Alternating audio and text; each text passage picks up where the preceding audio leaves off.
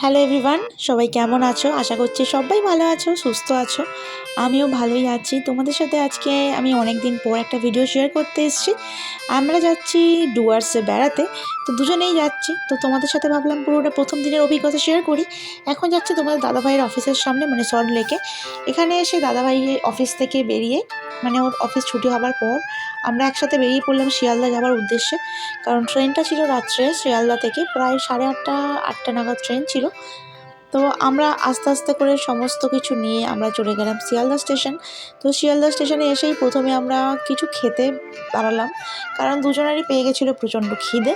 আর এখানে কিছু ছিল না, শুধুমাত্র এগরোল ছাড়া। আর দেখলাম এখানে প্রচণ্ড, মানে খুব ভিড় হচ্ছিল বারবার এখানটাতে। তো আমরা দুটো এগরোল কিনে নিলাম, কিনে নিয়ে এগরোলটা বেশ ভালোই টেস্টি ছিল। তারপর খেয়ে নিলাম, খেয়ে দিয়ে আমরা আস্তে আস্তে করে স্টেশনের দিকে এগোচ্ছি। আমরা একটু অ্যাডভান্স পৌঁছে গেছিলাম। আমরা কোথাও গেলে অ্যাকচুয়ালি অ্যাডভান্সই পৌঁছে যাই। তো তারপরে আমরা আস্তে আস্তে যাচ্ছি স্টেশনের দিকে। তো চলো তোমরা দেখতে থাকো আর সঙ্গে থাকো। আগে আমি স্টেশনে যাই, তারপর তোমাদের সাথে কথা বলছি।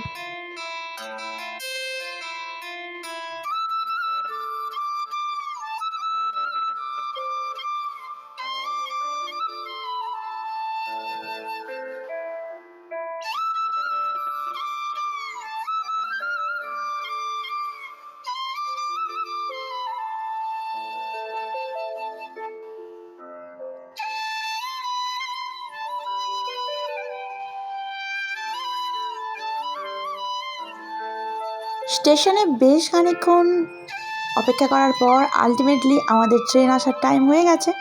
ট্রেনের নাম দেখিয়ে দিয়েছে, ট্রেন আসছে কোন প্ল্যাটফর্মে। তো তারপর আমরা দুজনে গুটি গুটি পায়ে এগিয়ে যাচ্ছি। বাই দ্য ওয়ে, আমরা গিয়েছিলাম কাঞ্চনকন্যা এক্সপ্রেসে। তো এখানে ডুয়ার্স যাওয়ার একটাই ট্রেন আছে, কাঞ্চনকন্যা, যতটুকু আমি জানি। ভুল হতে পারে মেবি, ভুল হলে তোমরা অবশ্যই কমেন্ট করে জানাবে। তো আমাদের ট্রেন চলে এসছে। তো চলো আগে ট্রেনে উঠে যাই, তারপর তোমাদের সাথে কথা বলছি।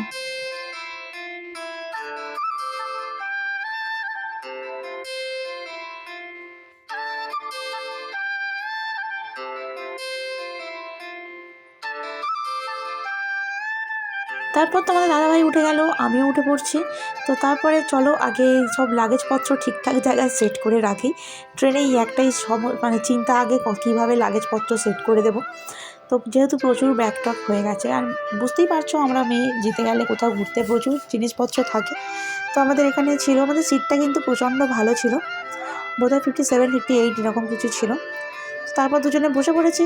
আর চলো আজকে ডিনার করে নিই, এখানে এই ভিডিওটা এতটুকু রাখছি। তো তারপর আবার সকালে তোমাদের সাথে দেখা হবে। সবাইকে গুড মর্নিং। আর ভালোই ঘুম টুম হয়েছে, চোখ মুখ দেখে বুঝতেই পারছো। তো চলো আগে ফ্রেশ হয়ে নিই একটু, তারপর তোমাদের সাথে কথা বলছি। ফ্রেশ হয়ে যাওয়ার পর একবারে আমাদের চা নিয়ে নিলাম দুটো। এটা চাই নিয়েছিলাম দুজনে। তো চাটা খেতে অতীব জঘন্য ছিল, সিরিয়াসলি বলছি। দেখতেই পাচ্ছ রেডি ফেডি হয়ে গেছে একেবারে। অতীব, আমার মুখ চোখ দেখে বুঝতে পারছো অতীব জঘন্য একেবারে খেতে ছিল চাটা। তো তারপরে আমরা আস্তে আস্তে করে পৌঁছে গেলাম। তো মানে যখন ট্রেন থেকে নামার সময়টা আসছে, তখন এত বেশি এক্সাইটেড হয়ে যাচ্ছে আমি, যেটা তোমাদেরকে মানে না বললে তোমরা বিশ্বাস করতে পারবে না। তো যাই হোক, চলো আগে ট্রেন থেকে নামি, তারপর কথা বলছি।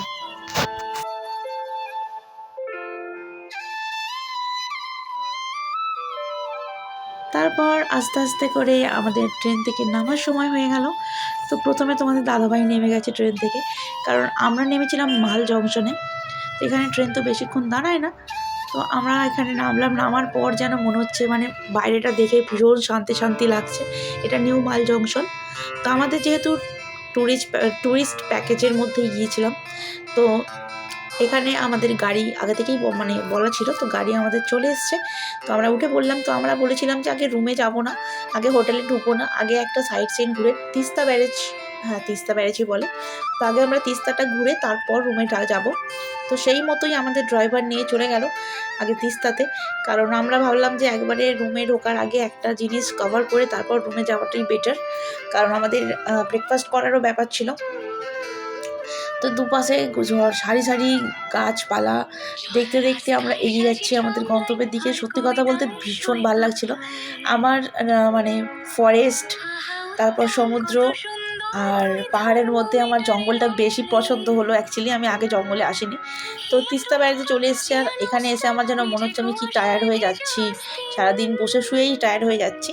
তো তারপর এখানে কিছুক্ষণ টাইম কাটি। আর এত রোদ ছিল, তোমাদেরকে কি বলবো, প্রচণ্ড গরম ছিল। তো এখানে এটা হলো তিস্তা, তো এখানে আমরা কি বেশ খানিকক্ষণ টাইম কাটালাম। তারপরে আমরা এখানে ব্রেকফাস্ট করতে বসে গেছি। এখানে দুটো পুরি নিয়েছিলাম, আর নিয়েছিলাম তরকারি, আর দুটো করে মিষ্টি নিয়েছিলাম, যেগুলো আমি খেতে পারিনি। তারপরে এখানে খাওয়া দাওয়া করে আমরা মানে আবার কিছুক্ষণ ঘুরলাম। খাওয়া দাওয়া করার পর সত্যি কথা বলতে এখানটা আমার খুব ভালো লাগছিলো। আর রোদটাও বেশ চড়া রোদ থাকলেও বেশ মিষ্টি লাগছিলো রোদটা। তারপর এখানে কিছুক্ষণ ঘুরে টুরে আমি এবারে যাব ডিরেক্ট আমাদের হোটেলে। তো চলো আগে হোটেলে ঢুকি, তারপর তোমাদের সাথে কথা বলছি।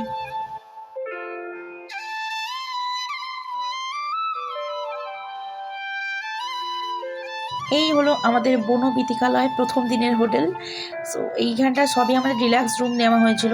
তো ভীষণ সুন্দর হোটেলের ভিতরের এনভায়রনমেন্টটা না, জাস্ট অ্যাম্বিয়েন্সটা ভীষণ সুন্দর, আমার খুবই পছন্দ হয়েছে।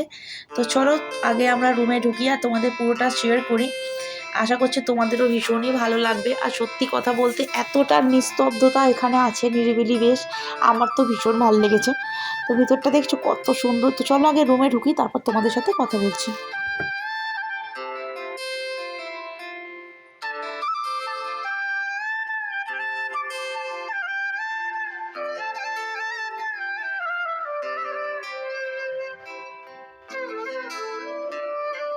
তারপর এখানে তোমাদেরকে রুমটা শেয়ার করে দিচ্ছি। এটা হলো রুম, আর আমি একটু আয়নার সামনে ঢং করে নিলাম। তো যাই হোক, এইটা হলো টোটাল রুমটা, বেশ পরিষ্কার পরিচ্ছন্ন ছিল। ডিলাক্স রুম নিলে এই একটা সুবিধা হয়, আর এখানে জামা কাপড় রাখা যাবে। তো সবটাই বেশ পরিষ্কার। তারপর এখানে এসে আমি একটু ফ্রেশ ট্রেশ হয়ে আমরা দুজনেই তারপর চলে গেলাম লাঞ্চ করতে। লাঞ্চে ছিল মাছ, ফুলকপি, স্যালাড, ডাল আর বেগুন ভাজা। তো এই দিয়ে বেশ ভালোই লাঞ্চটা করছি। আর বিশাল বড় মাছ দিয়েছিল। সো মানে খাবার দাবার বেশ ভালো ছিল। বললাম প্রথমেই এটা নিরিবিলি বেশ সুন্দর। তো তারপর লাঞ্চ টাঞ্চ করেই আমরা একদম রেডি ফেডি হয়ে গেছি সাফারি করতে যাব বলে। কিন্তু কপালটা ছিল খুবই খারাপ, সাফারি করতে পারিনি, তাই জন্য আমরা আবার ফিরে এসেছিলাম। এসে আমরা ওখানেরই লোকাল একটা টোটোকে ধরে আমরা সাইট সিনে একটুখানি বেরিয়ে গেলাম। জায়গার নামগুলো সত্যি কথা বলতে একদম মনে নেই। তো এটা আমি তোমাদের কাছে আগেই সরি চেয়ে নিচ্ছি, জায়গার নাম সব ভুলে গেছি। তারপর চারিপাশে শুধু চা বাগান আর চা বাগান দেখতে দেখতে আমরা চলে যাচ্ছি সাইট সিনের জন্য, মানে ঘুরতে মানে কী কী জায়গাগুলো ছিল অনেকগুলোই বেশ টোটোতে করে আমরা ঘুরেছি। তারপর যেতে যেতে এক জায়গায় চোখে পড়লো চা বাগান দেখে আমার তো আর নিজেকে কন্ট্রোল করতে পারলাম না। তো আমি চলে গেলাম চা পাতা তুলতে। এখানে তোমার দাদাভাই চা পাতা তুলছিল, আমারও ভীষণ ভালো লাগছিলো। সো আমিও কিছুটা চা পাতা তুলে নিলাম।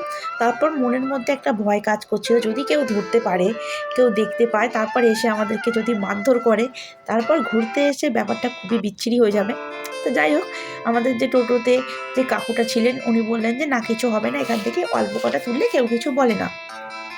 তো আমরা খুব অল্প কটাই চা পাতা তুলেছি, একটুখানি আমরা আর কি আর তুলতে পারি বেশি চা পাতা। তো অল্প কটা চা পাতা তুলে দিয়ে তোমাদেরকে দেখাচ্ছি। দেখো